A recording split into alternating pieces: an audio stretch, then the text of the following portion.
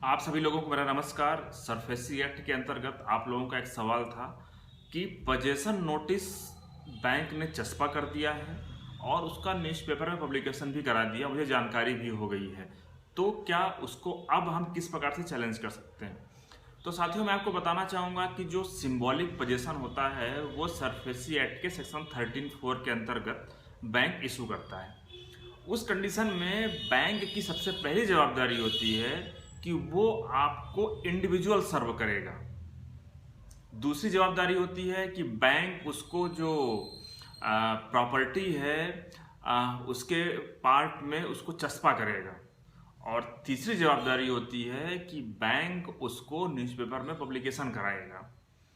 लेकिन कई बार क्या होता है, हमने ढेर सारे मामले ऐसे देखे जिसमें बैंक क्या करता है, बैंक उसको प्रॉपर्टी पे चस्पा कर देगा और उसका न्यूज़पेपर में पब्लिकेशन करा देगा। लेकिन बैंक उसको इंडिविजुअली आपको सर्व नहीं करता, इंडिविजुअली जो बारोवर है उसको सर्व नहीं करता है, या फिर सर्व भी करता है तो उस आदमी को सर्व कर देता है जो आदमी उस घर में नहीं रहता है, या फिर जिस व्यक्ति ने वो लोन नहीं लिया है, जो व्यक्ति बारोवर नहीं है, ना तो गारंटर है।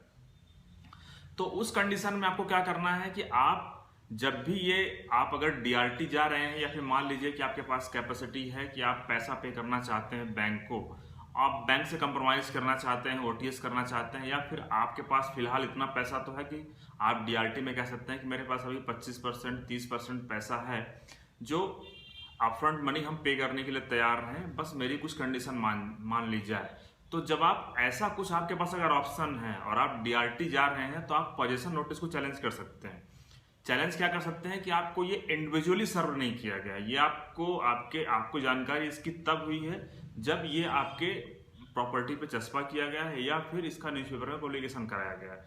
दूसरी बात ये कि अगर मान लीजिए किसी एक न्यूज़पेपर में पब्लिकेशन कराया गया है, दो न्यूज़पेपर में पब्लिकेशन नहीं कराया गया, तो अपने आप में ये भी एक वायलेशन हो जाता है सरफेसी रूल्स का।